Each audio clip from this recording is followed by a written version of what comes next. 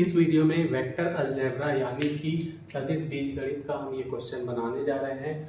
Find the area of parallelogram whose two adjacent sides are represented by the vectors a vector equal to 2i minus j plus k and b vector equal to 3i minus 4j minus k। तो यहाँ हमने solve लिख लिया है, ये parallelogram बना दिया। उसकी एक साइड ये है a equal to 2i minus j plus k और दूसरी साइड ये है। यहाँ पे बोला है एडजेसेंट साइड। एडजेसेंट साइड मतलब आजू बाजू वाली साइड।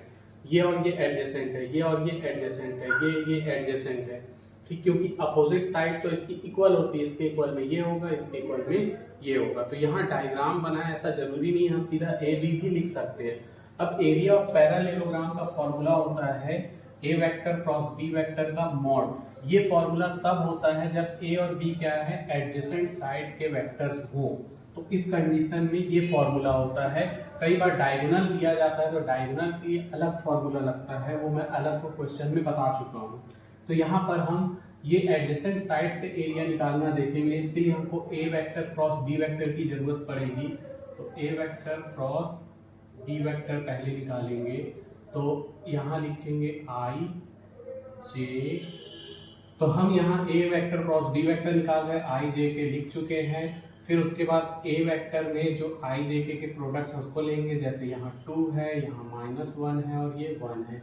फिर बी में 3 है, -4 है, -1 है, तो 3 -4 -1। अब हम इसको सॉल्व करेंगे, ठीक। इसको एक्सपेंड करेंगे, ये R1 है, R1 के रिस्पेक्ट में तो यहाँ I लिखा जाएगा और इसका सब डिटर्मिनेंट्स इसको छुपाए तो -1 -4 1 -1।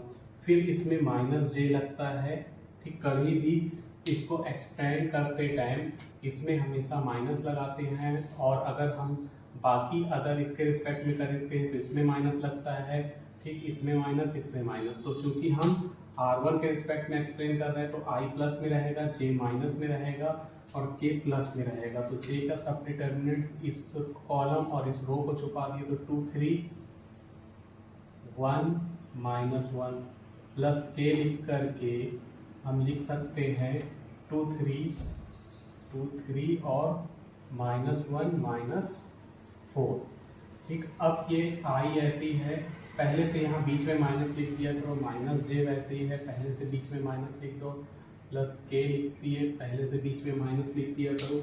अब हम इसका इससे -1 हो जाएगा और +1 लिख दिए, 1 -4 -4 +4। फिर 2 का -1 से होगा तो -2, 3 का 1 से हुआ तो 3, 2 का -4 से हुआ तो -8 और -1 का 3 से हुआ तो -3 यानी +3। तो ये हो जाएगा आगे चल के I के साथ है 5, तो ये हो जाएगा 5I और ये हो जाएगा -2 -3 हो गया -5 -5 होता है, साइन माइनस ही रहता है, -5 का माइनस से इंटू हुआ तो +5j और यहाँ पे 8 + 3 हो जाएगा -5, तो -5k। यहाँ हम 5 कॉमन निकाल सकते हैं तो यहाँ I + j - k बचेगा। अब हम इसका मॉड निकालेंगे क्योंकि हमको मॉड की जरूरत पड़ेगी। एरिया ऑफ पैरेललोग्राम क्या होता है, ए क्रॉस बी क्रॉस, ठीक। A vector cross B vector cross का मॉड, तो इसलिए हमको मॉड की जरूरत पड़ेगी। तो A vector cross B vector का मॉड के लिए इस तरह से हम मॉड I + j - k, और जो कि 5 तो एक नंबर है तो ये मॉड से बाहर चले जाएगा, मॉड के अंदर रह जाएगा I + j - k। तो ये मॉड हटता है तो अंडर रूट लग जाता है। I के साथ क्या है 1 का स्क्वायर, j के साथ है 1 तो 1 का स्क्वायर, k के साथ है -1 तो -1 का स्क्वायर। तो 5 वैसे ही है, 1 का स्क्वायर 1 + 1 -1 का स्क्वायर भी 1 होगा, तो 5√3।